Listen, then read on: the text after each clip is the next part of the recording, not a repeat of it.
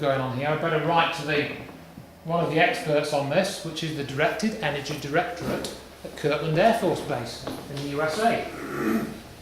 And she wrote to them and said, look, here's my pictures, here's my research. Tell me about directed energy, please.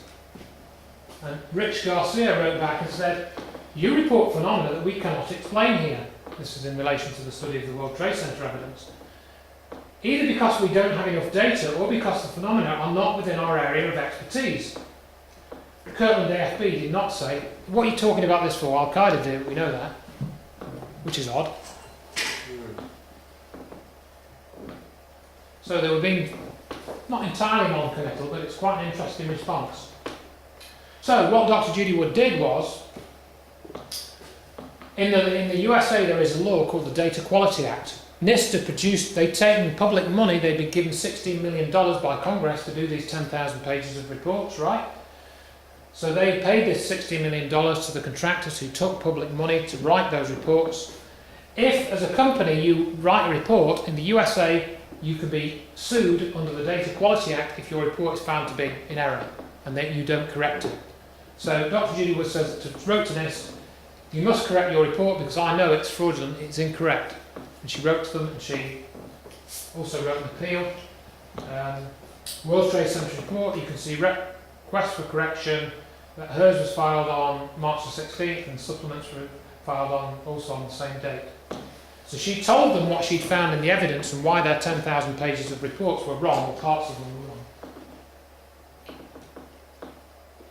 Now, they basically wrote back to her and said, no, our reports are right, we're not going to change them because we did not investigate the collapse of the World Trade Center, we only investigated the events up to the point of collapse. Yet the title of the reports was The Collapse of the World Trade Center Towers. So that was fraud on its face.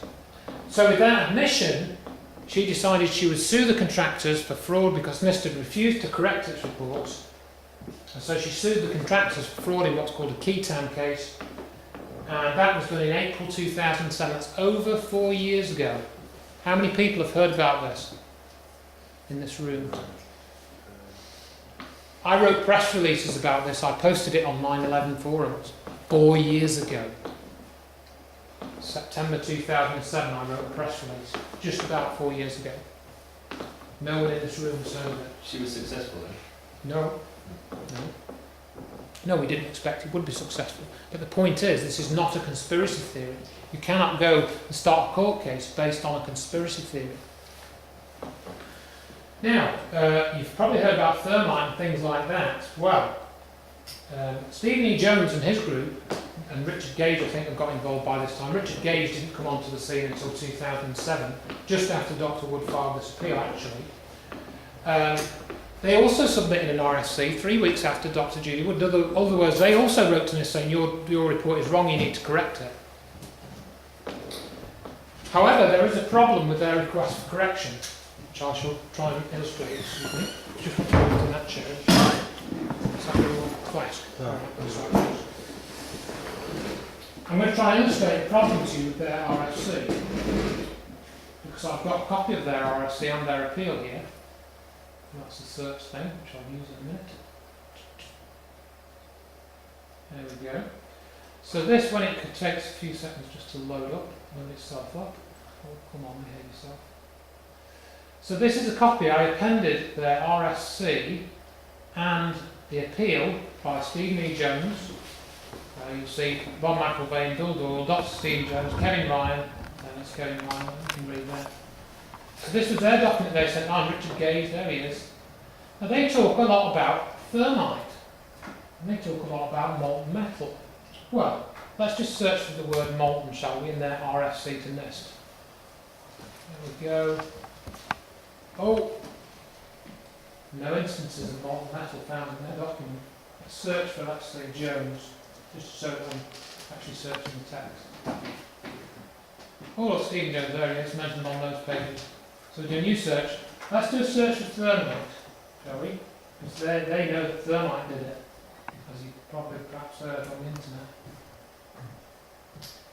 We have 3 instances. Thermite residue test. Well, let's go and look at that, shall we? Oh, look, thermite residue test. If explosive residues are found in the WTCGs, an extreme likelihood that explosives were in fact used. Consider that Materials Engineering Inc. has shown this to say about its thermite residue tests. Oh, well, if you go and look at this study, it's not from the World Trade Center, it's from an arson thing in 1996, an arson study. So they're referencing in their RFC, the only reference is to thermite. Actually, there's another one I'm going to show you in a minute within this. References to somebody else's research. It's not Steve Jones's research that's referenced in this. Well, actually, that's not technically speaking true. Now, when I first did this, I made a slight mistake when I looked at this document and I did what I just showed you. You see, I've just clicked the word, taking the whole words only. And if I search again for the word thermite, well, in fact, no, I haven't picked it up. But somewhere in one of these documents, let's do that again. Well, somewhere in one of these documents, there is actually another occurrence of the word thermite.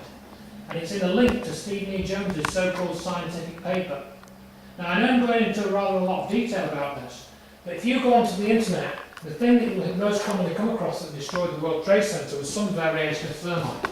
Yet, the people that came out with that theory weren't prepared to put that in a legal framework, unlike my friend, who talked all about directed energy weapons.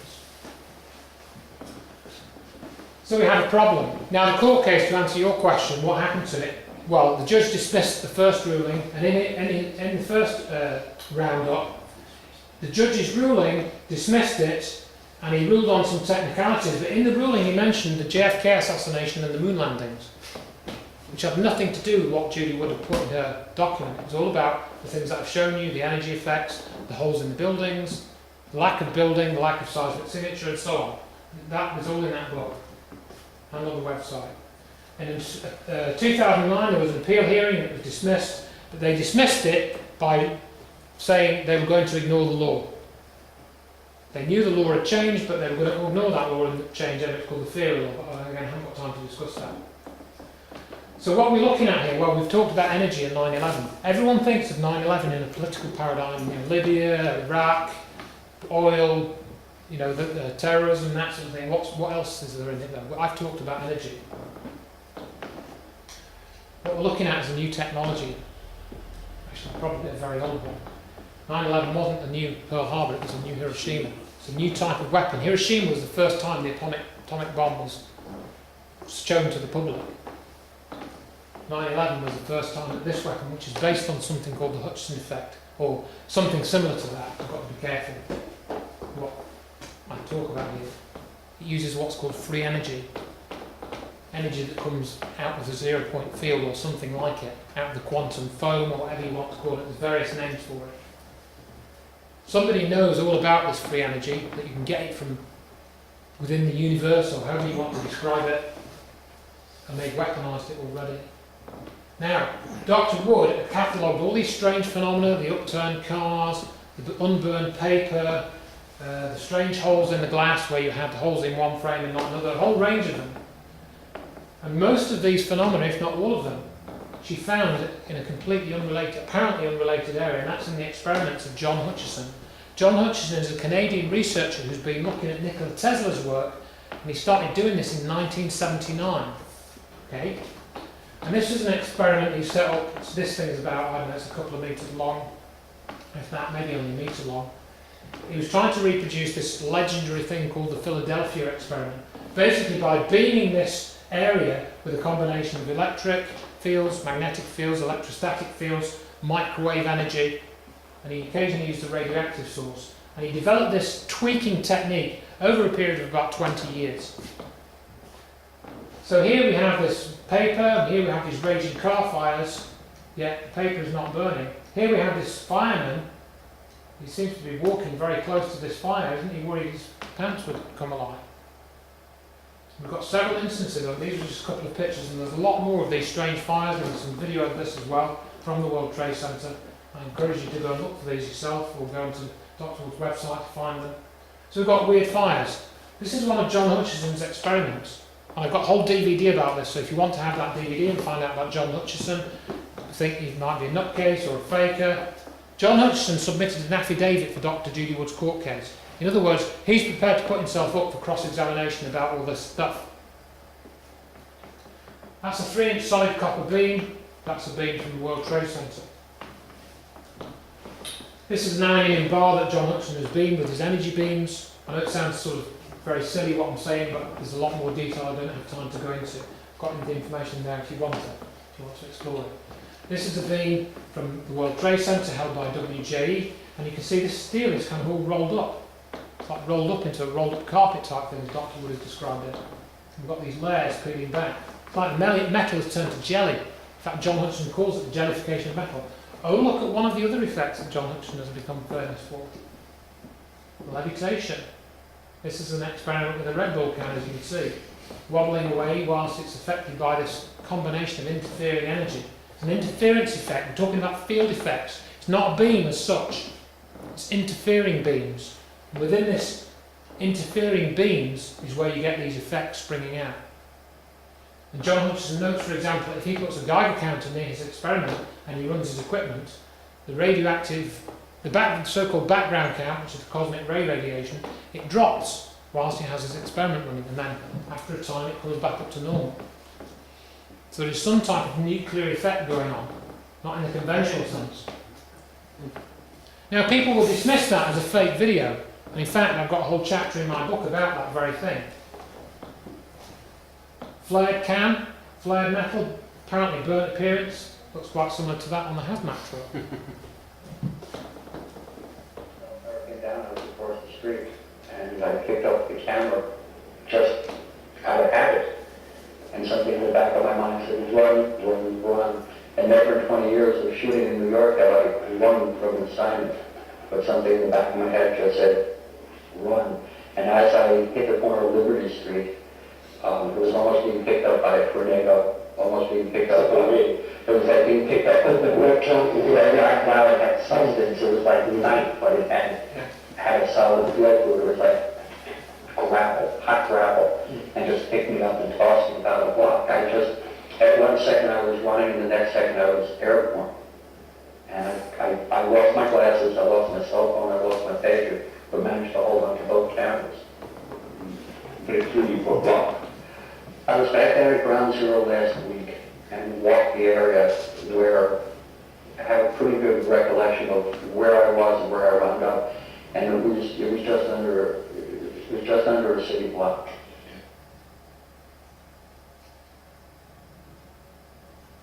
It was just nice and warm air. It wasn't hot. It was warm, and it picked me up and threw me up against the wall of the building. You were physically picked up off the ground. We went through an explosion. At that point, I got knocked out. I don't remember anything. Then I got up, and I looked out the window because the windows exploded, and the street below caved in.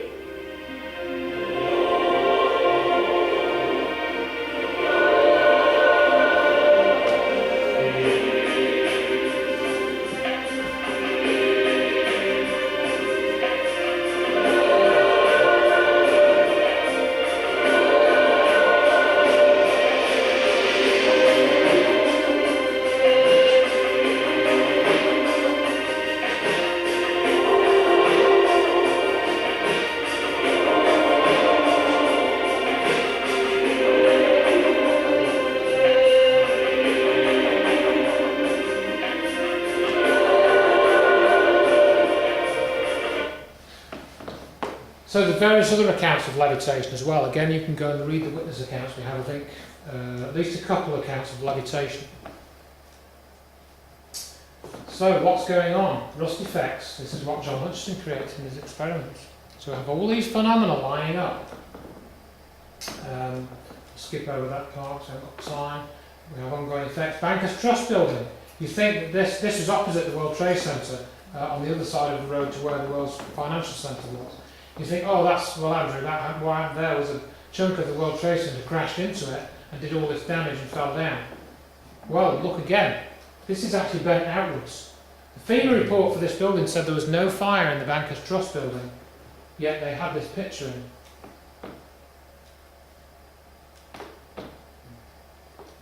This presumably could be paint, some type of coating that's not a natural colour for steel as far as I can tell. And how come, we know that steel conducts heat, how come this is all melted but this paint is all intact? And what are these two little holes here? What caused the damage to this girder?